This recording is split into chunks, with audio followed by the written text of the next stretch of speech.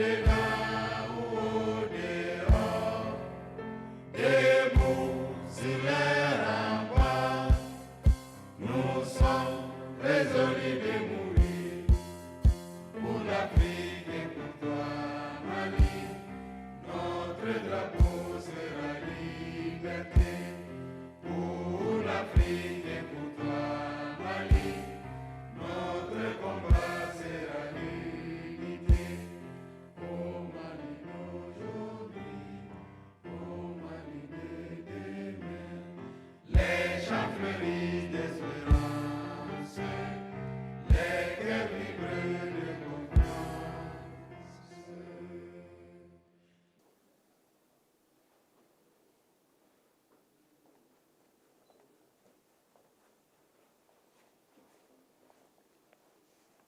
Maliennes, Maliens, mes chers compatriotes, hôtes du Mali, je suis particulièrement heureux de m'adresser à vous ce soir, par la grâce d'Allah, à l'entame de la nouvelle année. La traditionnelle présentation des vœux de Nouvel An nous offre l'occasion de faire le point de l'année écoulée pour mieux nous projeter dans la nouvelle année. Je voudrais tout d'abord, en cette circonstance, exprimer ma compassion à l'endroit de toutes les Maliennes et de tous les Maliens affectés par les difficultés du moment. Ma pensée va également à l'endroit de nos forces de défense et de sécurité engagées dans la défense opérationnelle du territoire. Mes chers compatriotes, l'année 2023 aura été une année de grands défis pour les autorités de la transition, totalement dédiée à la mise en œuvre des recommandations des Assises nationales de la refondation. Les réformes sont en cours dans tous les domaines, particulièrement dans les secteurs de la justice, de la santé, de l'économie et des mines. Le secteur minier, porteur de grandes opportunités de développement, a été doté d'un nouveau code et d'une loi sur le contenu local. Il ouvre la voie à d'énormes opportunités de développement endogène et à d'importantes ressources budgétaires. Mes chers compatriotes, l'État a renforcé l'amélioration de la gouvernance et a accéléré l'appui aux entreprises publiques. Il a également continué de soutenir le monde rural à travers les subventions sur les intrants et l'aide aux producteurs de coton sinistrés. L'État a par ailleurs soutenu le financement du secteur privé en fournissant un appui conséquent au fonds de garantie du secteur privé à plus de 100 milliards de francs CFA. Dans le même temps, le gouvernement a poursuivi ses actions dans différents domaines en vue d'améliorer les conditions de vie de la population et les indicateurs macroéconomiques sont bien orientés malgré les effets de la crise multidimensionnelle.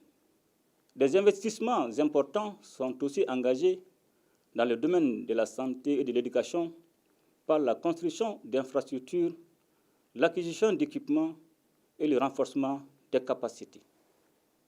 L'étude prospective du Mali à l'horizon 2063, avec un phasage décennal, a été lancée afin de doter notre pays d'une orientation et d'une vision claire pour son avenir.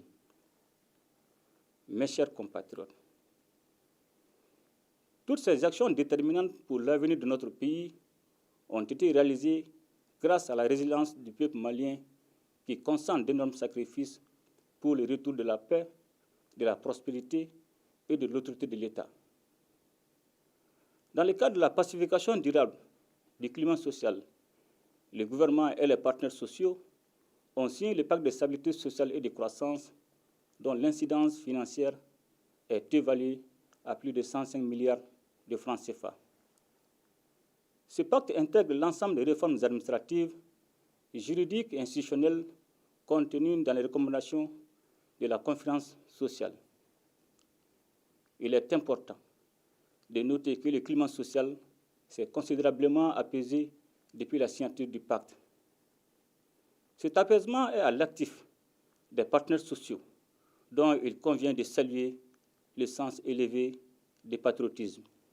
Les États généraux de la jeunesse qui se sont déroulés du 1er au 22 décembre 2023 ont constitué un moment de retrouvailles et de ferveur qui a permis de faire l'état des lieux des défis de la jeunesse malienne autour de l'essentiel et ont fait des propositions de solutions. Mes chers compatriotes, notre pays est confronté aujourd'hui à une crise aiguë dans la fourniture de l'électricité qui cause des désagréments à la population. Il faut cependant rappeler que cette situation est consécutive à plusieurs années de mauvaise gestion et de manque de vision pour le développement de ce secteur stratégique. Conscient de l'impérieuse nécessité d'atténuer les souffrances des populations et de trouver des solutions pérennes à cette crise, les autorités de la transition ont initié des actions sur le court, moyen et long terme. Ces actions ont concerné l'accélération du renforcement des équipements de production et de transport, le financement d'opérations immédiates, les réformes et l'amélioration de la gouvernance du secteur de l'énergie. Des projets structurants sont lancés avec le concours de nos partenaires. Mes chers compatriotes, les efforts de développement dans lesquels nous sommes engagés resteraient vains si la lutte contre la corruption dans les domaines administratifs et économiques n'était pas menée avec détermination. C'est la raison pour laquelle le gouvernement a entrepris une lutte implacable contre ce fléau. Des actions sont ainsi en cours pour que toutes les personnes impliquées dans les actions de corruption répondent devant les instances judiciaires. Mes chers compatriotes, la question sécuritaire et la reconquête de l'intégrité territoriale de notre pays ont été et demeurent au cœur des préoccupations du peuple malien. Et je voudrais ici saluer l'engagement et la détermination des femmes dans la conduite de l'opération Dugukoloko, conformément à la résolution 2690 de l'ONU, ainsi que le soutien multiforme dont elles ont bénéficié auprès du peuple malien. Il me plaît également de saluer les populations qui ont vécu le martyre pendant 11 longues années. Et je voudrais cependant les inviter au calme et à la modération. Notre mission n'est pas achevée. Je rappelle qu'elle consiste à recouvrer et à sécuriser l'intégrité du territoire sans exclusive aucune. C'est aussi l'occasion pour moi de présenter mes condoléances et former les vœux de prompt rétablissement aux victimes civiles et militaires de la tragédie qui a été imposée à notre peuple. Mes chers compatriotes, il convient de rappeler que l'opération Dugukoloko avait pour seul objectif le redéploiement des forces armées sur toute l'étendue du territoire national, suite au retrait de la MINUSMA. J'invite la population à se donner la main et à éviter les amalgames susceptibles de compromettre le vivre ensemble. En vue de recréer des conditions de vie normales, le retour de l'État et des services sociaux de base se poursuit. Mes chers compatriotes, l'unité nationale et le vivre ensemble constituent le socle sur lequel nous devrions bâtir toutes les actions pérennes de développement. Nous sommes à une étape charnière de la marche de notre pays vers la paix, la sécurité et le développement. C'est pourquoi, capitalisant les avancées réalisées dans le cadre du processus de paix et tirant les enseignements des défis qui demeurent, j'ai pris l'option de privilégier l'appropriation nationale du processus de paix en donnant toutes ses chances à un dialogue direct intermalien pour la paix et la réconciliation, afin d'éliminer les racines des conflits communautaires et intercommunautaires. Cette décision, que nous avions déjà partagée avec les différents acteurs nationaux et internationaux concernés, dès l'entame du retrait de la MINUSMA, exige de nous, Maliennes et Maliens, que nous nous donnions la main afin de réconcilier notre pays et assurer la cohésion nationale.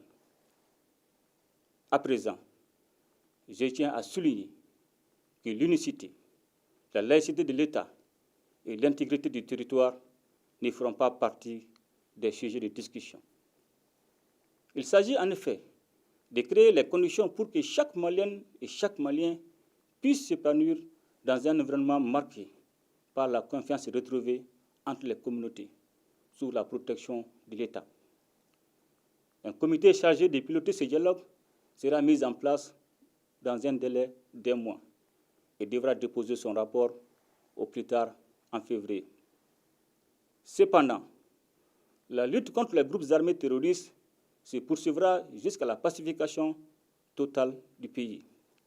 Sur aucune portion du territoire national, il ne devrait y avoir de la place pour ceux qui ont décidé d'attenter à nos terres et à la vie de nos populations. Mes chers compatriotes, notre pays a incontestablement posé des actions majeures dans les différents secteurs de la vie nationale. Toutefois, nous devons rester vigilants afin de consolider les acquis. Je voudrais ici remercier l'ensemble des partenaires nationaux et internationaux qui ont appuyé notre pays dans le domaine sécuritaire.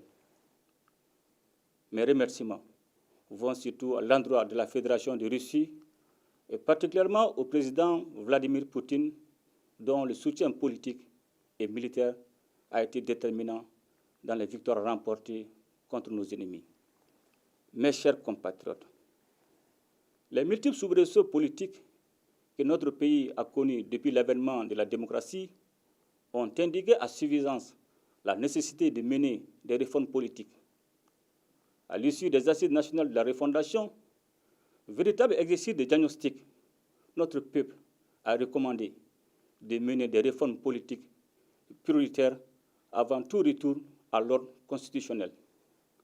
En toute logique, et pour ancrer une véritable démocratie au Mali, nous avons estimé que cette fois-ci, l'ordre constitutionnel désiré par les Maliens devrait être différent des autres, car apaisé et sécurisé. En application de cette vision, nous avons réussi collectivement, entre autres, à relire la loi électorale, à créer un organe unique de gestion des élections et surtout à adopter une nouvelle constitution par référendum consacrant la 4e République après tant d'échecs. Au cours de l'année 2024, les efforts tendant à retourner à un ordre constitutionnel apaisé et sécurisé ne faibliront point. Mes chers compatriotes, dans le cadre du renforcement des relations de fraternité, d'amitié et de solidarité entre les pays confrontés aux mêmes défis, nous avons, en concertation avec les autorités du Burkina Faso et de la République du Niger, décidé de créer le 16 septembre 2023 l'Alliance des États du Sahel. Fondée sur une architecture de défense collective et d'assistance mutuelle, l'AES est désormais une alliance qui vise, d'une part, une intégration politique renforcée, centrée sur l'intégration des peuples, et d'autre part, aspire à créer les conditions nécessaires à un développement socio-économique, financier, harmonieux des 3 États liés par des relations historiques et stratégiques. Grâce à l'AES, nous œuvrons à réaffirmer notre souveraineté et à redonner un sens aux valeurs de solidarité et de fraternité si chères à nos populations.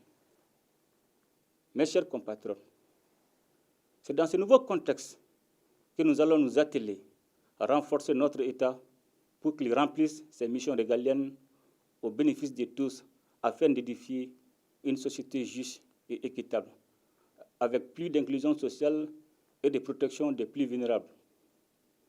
Pour ce faire, nous devrions demeurer attachés aux valeurs cardinales de notre société qui sont, entre autres, la bravoure, l'abnégation au travail, le respect du bien public et la solidarité.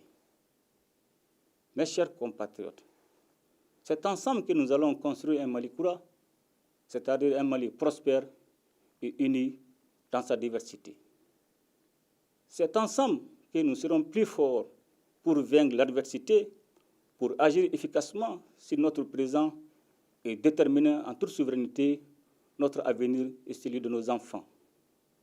C'est donc plein de confiance dans les résolutions que nous avons prises ensemble pour la nouvelle année qu'à chacune et à chacun de vous, j'adresse mes vœux de bonne santé, de succès et de bonheur. Bonne et heureuse année 2024 dans un Mali pacifié, stable et prospère. Qu'Allah bénisse le Mali et protège les Maliens. Je vous remercie.